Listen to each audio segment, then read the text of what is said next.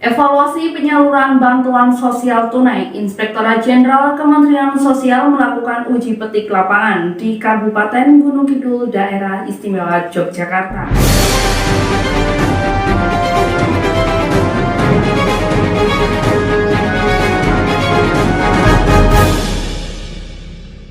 Sesuai arahan Presiden Joko Widodo, bantuan sosial dilakukan pada masa COVID-19 merupakan bentuk jaring pengaman sosial dalam pemulihan ekonomi nasional.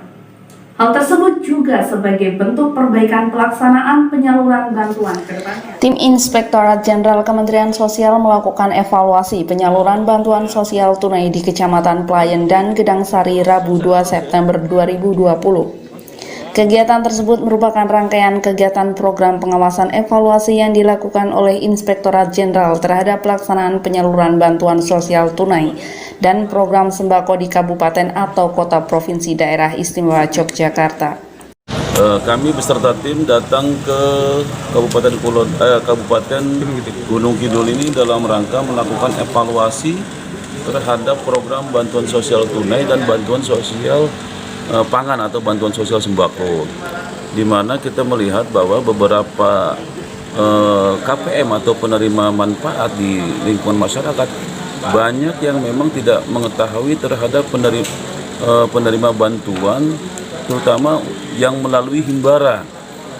Ya kan, kalau melalui PT Pos ini mereka mengetahui karena memang mekanisme ataupun SOP yang dilakukan oleh PT Pos itu kan memang berkoordinasi melalui kantor desa ataupun kelurahan setempat. Pelaksanaan evaluasi bertujuan memastikan dan memberikan penilaian pelaksanaan penyaluran bantuan sosial dalam penanganan COVID-19.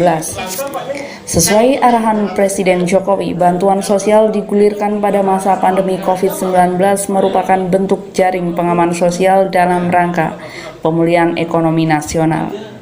Dengan adanya bantuan sosial diharapkan pertumbuhan ekonomi kembali positif dan mencegah terjadinya resesi.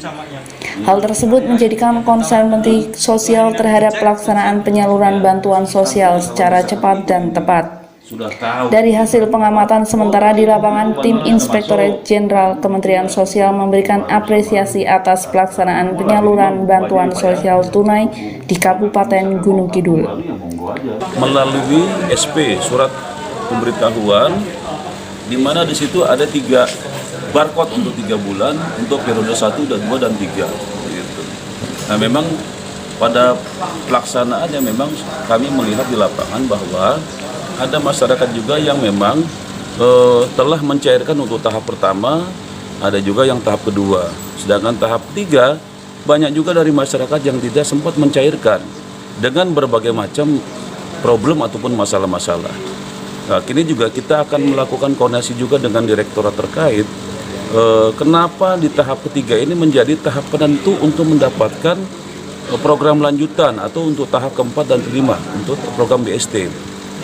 Kalau memang misalkan kita lihat pada pelaksanaannya, KPM sudah mencairkan di tahap pertama dan kedua. Yang ketiga, karena memang misalkan sesuatu dan lain hal dia tidak bisa mencairkan, sehingga untuk tahap keempat dan 5 akhirnya dia di cleansing ataupun diputus.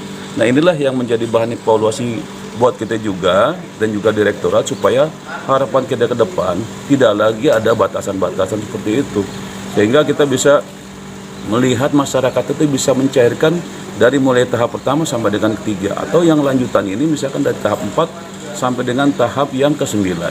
Demikian juga yang melalui himbara. Harapan kita juga melalui himbara itu ada KIA-nya, ada komunikasi, informasi, dan edukasi, sehingga ketika bantuan itu sudah mulai digulirkan melalui rekening, itu ada informasi yang disampaikan oleh pihak bank kepada kelurahan ataupun kepala desa setempat, supaya masyarakat itu mendapat informasi dan segera mencairkan. Nah, kondisi sekarang ini banyak masyarakat yang tidak mengetahui kondisi tersebut. Koordinasi yang baik antar dinas sosial, pemerintah desa, himbara, dan PT Pos menjadi poin penting dalam keberhasilan pelaksanaan program di lapangan.